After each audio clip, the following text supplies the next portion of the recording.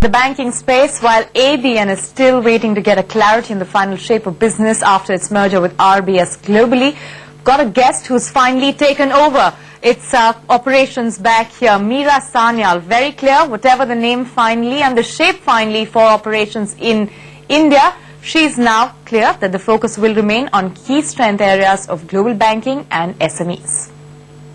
As the new head of ABN AMRO in India, Meera Sanyal has a lot on her agenda, from managing the impact of the global merger with Royal Bank of Scotland Fortis Consortium to taking on stronger foreign rivals. Following the integration with RBS in 2008, ABN will be rebranded as the Royal Bank of Scotland, and its India operations are likely to be split in two.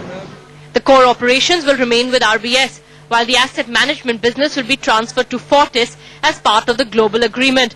But the fate of ABN's lucrative wealth management business hangs in the balance as Fortis waits to get clearance from the RBI. Until then, ABN will continue to hold that portfolio. The private client business, the business unit in the Netherlands, so that's our whole Dutch business, and the asset management business went to Fortis, and everything else is within the ambit of RBS. That is also the intention in India. At the moment, in fact, as we speak, over the last 45 days, our teams, ABN AMRO, Santander, Fortis, RBS, we've been working very closely to put together this plan for separation and integration before the Dutch Central Bank. Once the dust settles on the merger, Meera Sanyal hopes to make ABN the biggest foreign bank in India, taking on formidable competitors like Citi and HSBC. ABN's focus will continue to be on its key strength areas of global client services and SME banking. At the same time, it is looking to get more branch licenses to strengthen its retail presence.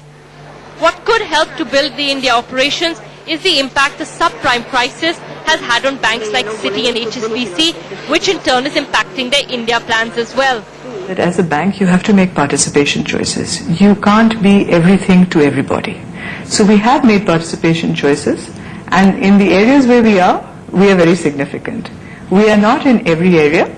And some of our competitors are in every area, and the consequences are then clear in terms of the return on equity and return on investment. While ABN is still awaiting clarifications on what shape the exact business will take in India post the global merger with Royal Bank of Scotland, the new head, Meera Sanyal, is very clear that the focus will remain on the two key strength areas for ABN, which is global markets and SME banking. In Mumbai, Ira Dugal for NDTV.